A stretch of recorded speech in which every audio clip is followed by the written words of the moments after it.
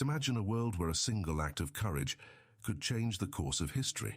Today, we delve into the riveting story of Jael, a woman who defied norms and expectations, to uncover the layers of complexity that make her a fascinating figure.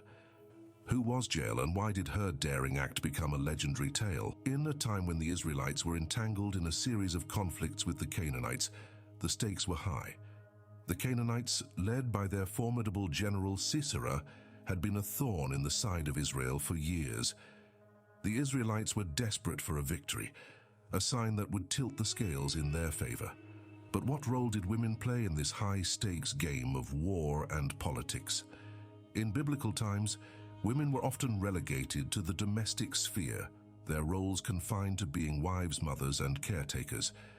They were seldom seen on the battlefield or in the council chambers, yet, as we'll soon discover, there were exceptions, women who defied these societal norms and took destiny into their own hands. So as the Israelites and Canaanites prepared for yet another showdown, little did they know that the tide would turn, not by the hand of a seasoned warrior or a cunning strategist, but by a woman who would defy all expectations and norms to become a legend in her own right.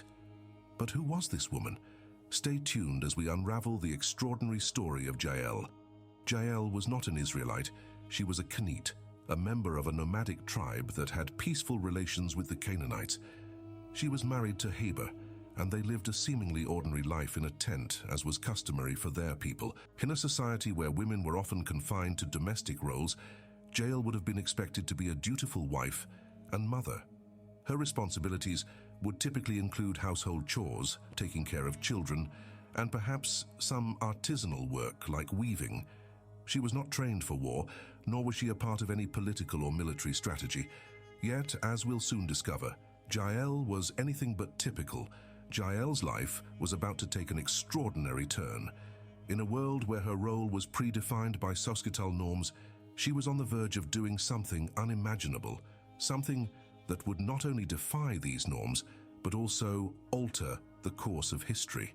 What could lead a seemingly ordinary woman to commit an extraordinary act? What was the prophecy that foretold this event?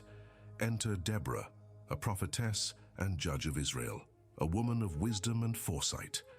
In a time when female leaders were a rarity, Deborah stood as a beacon of hope and guidance for the Israelites. She was not just a spiritual leader, she was also a military strategist, making her a multi-dimensional figure in this narrative. Deborah had a prophecy, a vision that would set the stage for Jael's extraordinary act. She foretold that the Canaanite general Sisera would fall, not by the sword of a man, but by the hand of a woman. This prophecy was not just a prediction, it was a challenge to the societal norms that confined women to certain roles. It was also a test for Barak, the Israelite general, who hesitated to go into battle without Deborah by his side. Deborah agreed to accompany him, but made it clear that the glory of the victory would go to a woman. As the Israelites prepared for battle, Deborah's prophecy hung in the air like a sword of Damocles. It was a prophecy that would challenge norms, defy expectations, and change the course of history. But who was this woman foretold to bring down the mighty Sisera? Could it be Deborah herself, or was there another? The moment had arrived. Sisera, the Canaanite general, had fled the battlefield seeking refuge. He found himself at the tent of Jael, unaware that he was stepping into the den of destiny. Jael welcomed him, offering him milk to drink and a place to rest. But as Sisera lay there, exhausted and vulnerable, Jael seized the moment. With a tent peg in one hand and a mallet in the other, Jael approached the sleeping general. In a swift, decisive motion, she drove the peg through his temple, pinning him to the ground. Sisera was dead, and Jael had fulfilled Deborah's prophecy. The air was thick with tension, but as news of Jael's act spread, that tension transformed into awe and reverence. The Israelites had won, not by the sword of a seasoned warrior, but by the hand of a woman. A woman who had defied all norms, shattered all expectations, and altered the course of history. Deborah's prophecy had come true, and Jael had become a legend. Her act was not just a military victory, it was a social and cultural revolution. It challenged the roles that society had imposed on women and proved that heroism knows no gender. As we reflect on the extraordinary story of Jael, we see a tapestry of courage, defiance, and destiny.